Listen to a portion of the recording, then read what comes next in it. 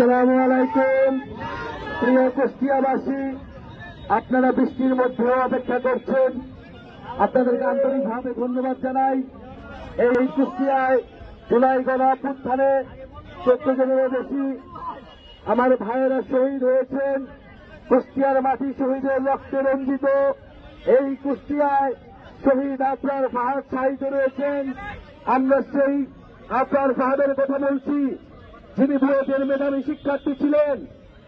দেশের পক্ষে কথা বলার জন্য, আগ্রাসন এবং আধিপত্যবাদের বিরুদ্ধে কথা বলার জন্য বুয়েটের হলে সারা রাত ধরে সন্ত্রাসী সংগঠন ছাত্রলীগ তাকে নির্যাতন নিপীড়ন করে হত্যা করেছিল।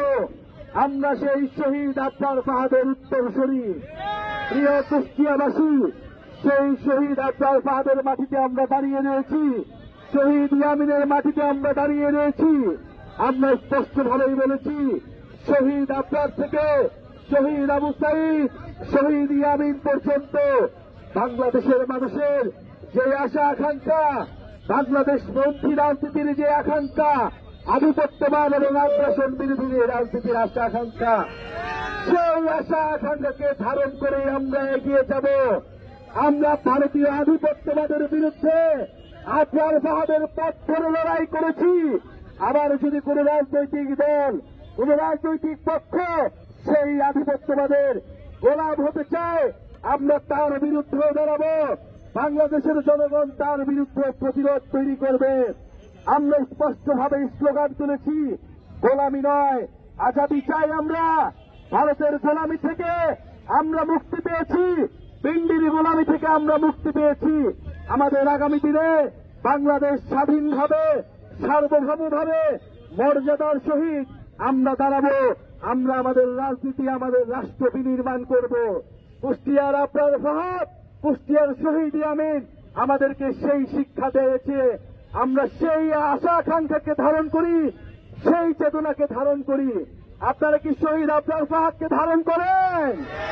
শহীদ ইয়ামিনকে ধারণ করেন? শহীদ আবরার ফাহাদের স্ট্যাটাস মনে আছে আপনাদের? সেই একটা সময় যখন বাংলাদেশের মানুষ কথা বলতে পারত না, দিল্লির আধিপত্যবাদের বিরুদ্ধে কথা বলতে পারত না, তখন আবরার ফাহাদ আমাদের নদীর চুক্তি নিয়ে, আমাদের পানির ন্যায্য হিস্সা নিয়ে ফেসবুকে স্ট্যাটাস দিয়েছিল, আমাদের বন্দর নিয়ে স্ট্যাটাস দিয়েছিল, বাংলাদেশের জনগণের স্বার্থের পক্ষে স্ট্যাটাস দিয়েছিল। সেই আবরার ফাহাদ সেই সময় যখন ভারতের আধিপত্যবাদের বিরুদ্ধে, ফ্যাসিবাদের বিরুদ্ধে, শেখ হাসিনার বিরুদ্ধে কথা বলতে পারত না, তখন ইসলাম ধর্ম এবং বাংলাদেশের পক্ষে কথা বলা মাত্রই তাকে হত্যাযোগ্য করা হতো, তাকে নির্যাতন করা হতো। শহীদ আবরার ফাহাদ সেই সময় মুখ খুলেছিলেন। আমরা সেই শহীদ আবরারের পথ ধরে শহীদ ইয়ামিন পর্যন্ত জুলাই গণঅভ্যুত্থান, ফ্যাসিবাদ, আধিপত্যবাদ বিরোধী যে লড়াই সংগ্রাম, সেই লড়াই সংগ্রাম চালিয়ে যাব। নতুন সংবিধান, বিচার এবং সংস্কার না হওয়া পর্যন্ত কুষ্টিয়াবাসীকে সেই সংগ্রামে আহ্বান জানাচ্ছি। এবং শহীদ আবরার ফাহাদ, শহীদ ইয়ামিন তাদের আশা আকাঙ্ক্ষাকে ধারণ করে কুষ্টিয়ার মানুষকে সাথে নিয়ে আমরা কুষ্টিয়াবাসীর জন্য, সারা দেশের মানুষের জন্য একটি বৈষম্যহীন গণতান্ত্রিক বাংলাদেশ উপহার দিব। এই প্রত্যাশা ব্যক্ত করে আমরা আজকে আপনাদের কাছ থেকে বিদায় নিচ্ছি। আপনারা আমাদের জন্য দোয়া রাখবেন, সালাম রাখবেন। আপনাদের এলাকার সন্তান উস্তাদ তাবাসসুর গণঅভ্যুত্থানের সময় ডিবি কর্তৃক নির্যাতিত হয়েছিল, গ্রেফতার হয়েছিল। ডিজিএফআই তার বাসা থেকে ভোর রাতে তাকে গ্রেফতার করে নিয়ে গিয়েছিল। 6 দিন এই ডিবি অফিসে এই নুসরাত আটকা ছিল। বাংলাদেশের মানুষের পক্ষে, ফ্যাসিবাদের বিরুদ্ধে, স্বাধীনতার পক্ষে লড়াই করেছিল।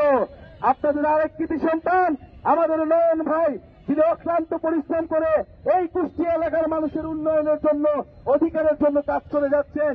আমাদের এখানে আরো শ্রমিক ইউনিয়নের, যুব শক্তির, এনসিপির কুষ্টিয়ার বিভিন্ন পর্যায়ের নেতাকর্মী রয়েছেন, যারা আজকের কর্মসূচি সফল করেছেন। তাদেরকে আমরা আন্তরিকভাবে ধন্যবাদ জানাচ্ছি।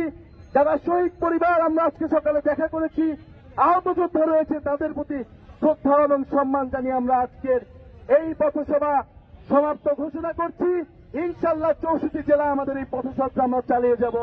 ইনকিলাব ইনকিলাব, শহীদ শহীদ আফরান,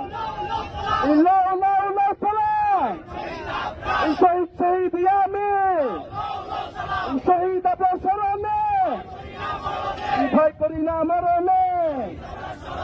ইনকিলাব ইনকিলাব।